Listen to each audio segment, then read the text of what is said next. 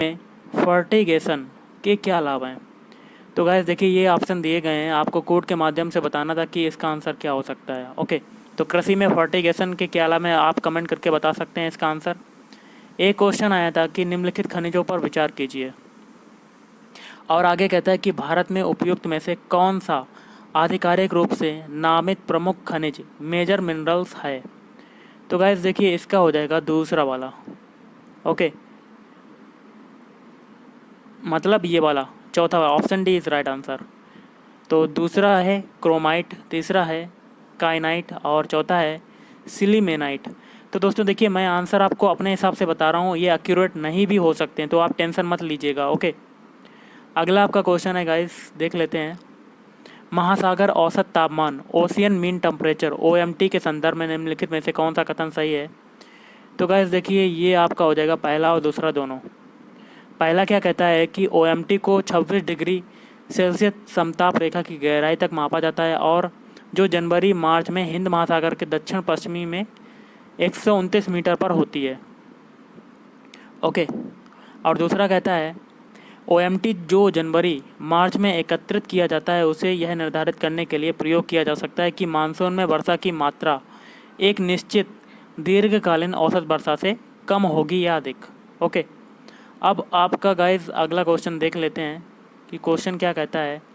भारत में रासायनिक उर्वरकों के संदर्भ में निम्नलिखित कथनों पर विचार करना है, और इसमें से आपका दूसरा हो सकता है कि दूसरा क्या कहता है, अमोनिया जो यूरिया बनाने में काम आता है, वह प्राकृतिक गैस से उत्पन्न होती है। ओके, अगला क्वेश्चन है, भारत के मरु राष्ट्रीय उद्यान के संदर्भ में निम्नलिखित में से कौन सा कथन सही है? पहला है यह दो जिलों में विस्तृत है, और दूसरा है उद्यान के अंदर कोई मानव वास स्थल नहीं है, और तीसरा है यह ग्रेट इंडियन बस्टर्ड के प्राकृतिक आवासों में से एक है। अगला है सियाचिन हिमनद कहाँ पर स्थित है? तो ये है गिलगिट के उत्तर में। नेक्स्ट आपका देख लेते हैं, भारत के इतिहास के संदर्भ में निम्नलिखित युग्मों पर विचार करना है, और देखिए पहला और चौथा हो सकता है। प्रसिद्ध तीर्थ स्थल कौन सा है? भीलसा, ये हो जाएगा मध्य प्रदेश। चौथा है स्थानेश्वर, ये हो जाएगा उत्तर प्रदेश। अगला निम्नलिखित कथनों पर विचार करना है, और कौन सा कथन सही आपको बताना है। तो पहला तीसरा हो सकता है। पहला कहता है केंद्रीय भूमि जल प्राधिकरण CGWA ने भारत के 36% जिलों को अतिशोषित अथवा संकटपूर्ण वर्गीकृत किया हुआ है, और गाइस देखिए तीसरा क्या कहता है, विश्व में भूजल सिंचाई के अंतर्गत सबसे अधिक क्षेत्र भारत में है। गाइस कहता है निम्नलिखित कथनों पर विचार करना है, तो आंसर क्या हो सकता है, दूसरा और तीसरा। दूसरा क्या है, केवल कुछ चक्रवात ही केंद्र में वाताक्षी उत्पन्न करते हैं। तीसरा है चक्रवात की वाताक्षी के अंदर का तापमान आसपास के तापमान से 10 डिग्री सेल्सियस कम होता है। और अगला आपका क्वेश्चन देख लेते हैं, निम्नलिखित बाघ आरक्षित क्षेत्रों में क्रांतिक बाघ आवास क्रिटिकल टाइगर हैबिटेट के अंतर्गत सबसे बड़ा क्षेत्र किसके पास है? तो तीसरा हो जाएगा नागार्जुन सागर श्रीशैलम। अगला आपका क्वेश्चन है, यदि किसी पौधे की विशिष्ट जाति को वन्यजीव सुरक्षा अधिनियम 1972 की अनुसूची 5 में रखा गया है, तो इसका क्या तात्पर्य है? इसका आंसर आपको कमेंट करके गाइस बताना कि क्या हो सकता है। तो गाइस जितने भी मुझे आंसर पता है, लगभग मैं आपको 100% एक्यूरेट तो नहीं बता सकता, लेकिन आंसर आपको बता दे रहा हूँ। तो देखिए अगला है, प्राचीन भारतीय गुप्त राजवंश के समय के संदर्भ में नगर घंटाशाला कदूरा तथा चौल किस लिए विख्यात थे? ये क्वेश्चन था। और अगला आपका है, कृषि में शून्य जुताई के क्या लाभ हैं? तो गैस इसका हो सकता है तीसरा, मृदा में कार्बन पृथक्करण संभव है। क्वेश्चन है, भारत की जैव ईंधन की राष्ट्रीय नीति के अनुसार जैव ईंधन के उत्पादन के लिए निम्नलिखित में से किनका उपयोग कच्चे माल के रूप में हो सकता है? तो गाइस देखिए, इसमें पांचों ऑप्शन सही हो सकते हैं, जैसे कि पहला है कसावा, दूसरा है क्षतिग्रस्त गेहूं के दाने, तीसरा है मूंगफली के बीज, चौथा है कुल्थी, और पांचवा है साड़ा आलू, और छठा है चुकंदर। अगला निम्नलिखित में से कौन सा कथन कार्बन के सामाजिक मूल्य पद का सर्वोत्तम रूप से वर्णन करता है? जैसे कि आगे देता है, आर्थिक मूल के रूप में यह निम्नलिखित में से किसका माप है? तो ऑप्शन ए हो सकता है प्रदत्त वर्ष में 1 टन कार्बन डाइऑक्साइड के उत्सर्जन से होने वाली दीर्घकालीन क्षति। अगला क्वेश्चन आपका कहता है भारत में दालों के उत्पादन के संदर्भ में निम्नलिखित कथनों पर विचार करना है। कथन बताने कौन सा कथन सही है। अगला आपका क्वेश्चन है यह फसल उपोष्ण प्रकृति की है, उसके लिए कठोर पाला हानिकारक है। विकास के लिए कम से कम 210 पाला रहित दिवसों और 5 से 100 सेंटीमीटर वर्षा की आवश्यकता पड़ती है। हल्की सुअपाहित मृदा जिसमें नमी धारण करने की क्षमता है उसकी खेती के लिए आदर्श रूप से अनुकूल है। यह फसल निम्नलिखित में से कौन सी है? ये क्वेश्चन था। और एक क्वेश्चन गाइस ऐसा था कि सौर जल पंपों के संदर्भ में निम्नलिखित कथनों पर विचार करना था और कौन सा कथन सही है। तो देखिए दोनों कथन आपके नहीं हो सकते हैं गलत। ओके, तो आपके दोनों कथन आपके गलत हो जाएंगे जितना कि मुझे पता है गाइस। अब आपके अगले क्वेश्चन देख लेते हैं। तो आपका अगला क्वेश्चन है भारत में गन्ने की खेती में वर्तमान प्रवृत्तियों के संदर्भ में निम्नलिखित कथनों पर विचार करना है और देखिए कोड के माध्यम से आपको बताना है कि इसका आंसर क्या हो सकता है। तो गाइस मुझे जितने भी आंसर बताएं मैं आपको बता रहा हूँ।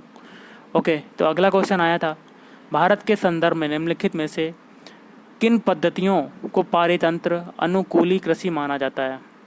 तो गाइस इसका हो जाएगा चौथा फसल विविध रूपण और दूसरा है सिंब आधिक्य और तीसरा है टेंसियोमीटर का प्रयोग, चौथा है ऊर्ध्वाधर कृषि या कह सकते हैं वर्टिकल फार्मिंग। अगला आपका क्वेश्चन देख लेते हैं कि भारत के सांस्कृतिक इतिहास के संदर्भ में निम्नलिखित युग्मों पर विचार करना है और कौन सा कथन सही सुमेलित है आपको बताना है। तो तीनों हो जाएंगे, जिसमें पहला है परिव्राजक, ये हो जाएगा परित्यागी व भ्रमणकारी। दूसरा है श्रमण, इसका हो जाएगा उच्च पद प्राप्त पुजारी।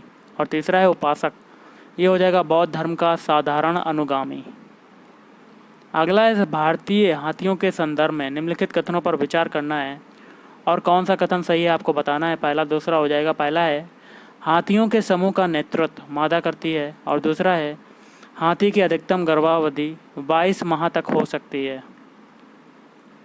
अगला है निम्नलिखित में से कौन सा संरक्षित क्षेत्र कावेरी बेसिन में स्थित है? नीचे दिए गए कोड का प्रयोग करते हुए सही उत्तर को चुनना है। पहला है नागरहोले राष्ट्रीय उद्यान, दूसरा है पापीकोंडा राष्ट्रीय उद्यान। अगला क्वेश्चन है भारत की जैव विविधता के संदर्भ में Ceylon, frogmouth, coppersmith, barbet, ग्रेचिंड, मिनीवेट और वाइट थ्रोटेड रेस्टार्ट क्या है? तो ये क्वेश्चन था। अगला है भारतीय अनूप मृग बारहसिंघा की उस उपजाति जो पक्की भूमि पर फूलती है और केवल घास बच्छी है के संरक्षण के लिए निम्नलिखित में से कौन सा संरक्षित क्षेत्र प्रसिद्ध है? तो गाइस ये क्वेश्चन था। अगला आपका आया था इस्पात स्लैग निम्नलिखित में से किसके लिए सामग्री हो सकता है? पहला है सड़क निर्माण के लिए, तीसरा है सीमेंट के उत्पादन के लिए। अगला देख लेते हैं क्वेश्चन क्या आया था।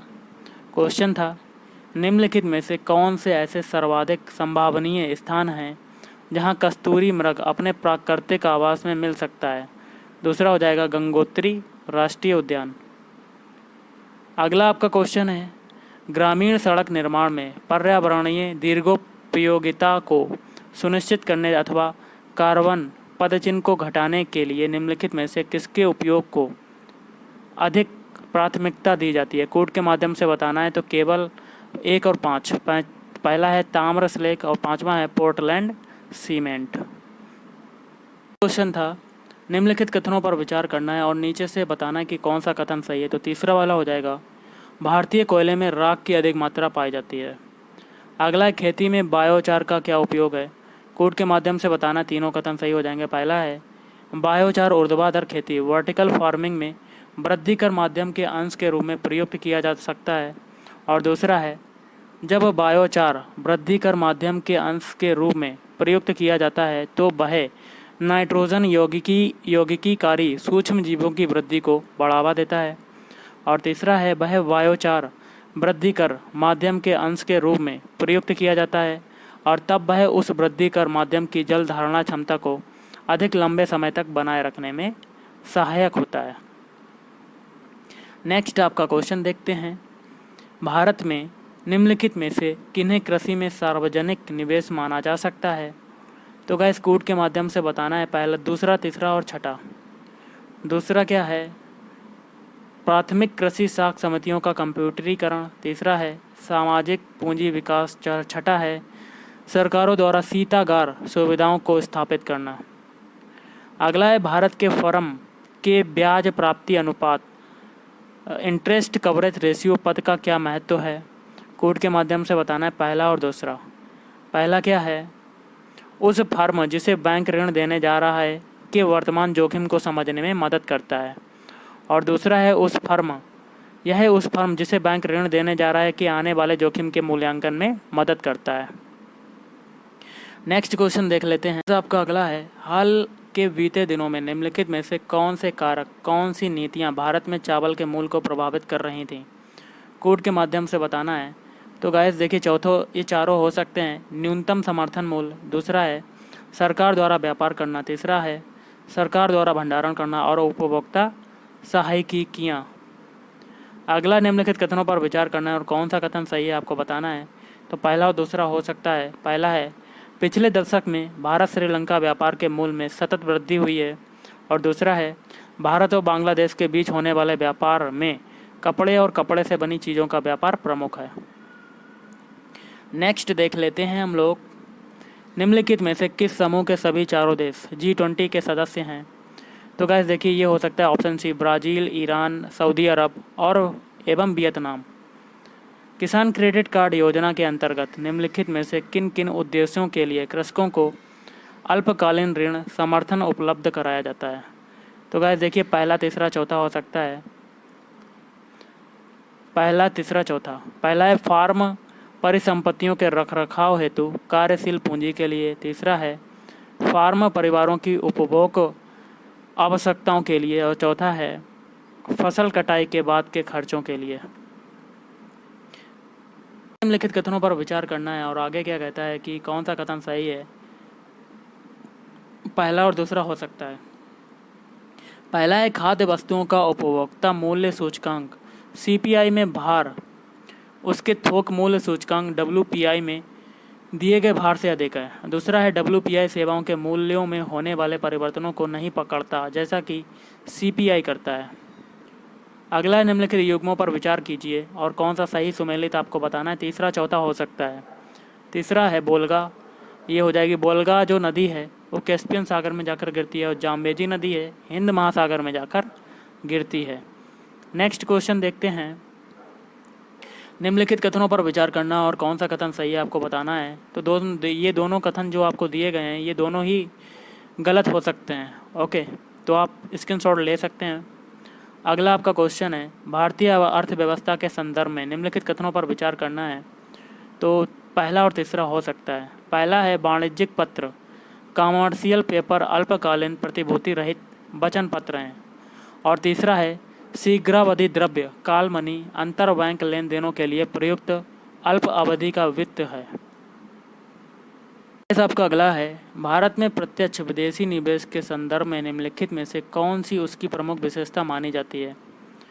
तो गाइस देखिए, आपका पहला दूसरा हो सकता है। पहला यह मूलतः किसी सूचीबद्ध कंपनी में पूंजीगत साधनों द्वारा किया जाने वाला निवेश है। दूसरा है यह मुख्यतः ऋण सृजित न करने वाला पूंजी प्रवाह है।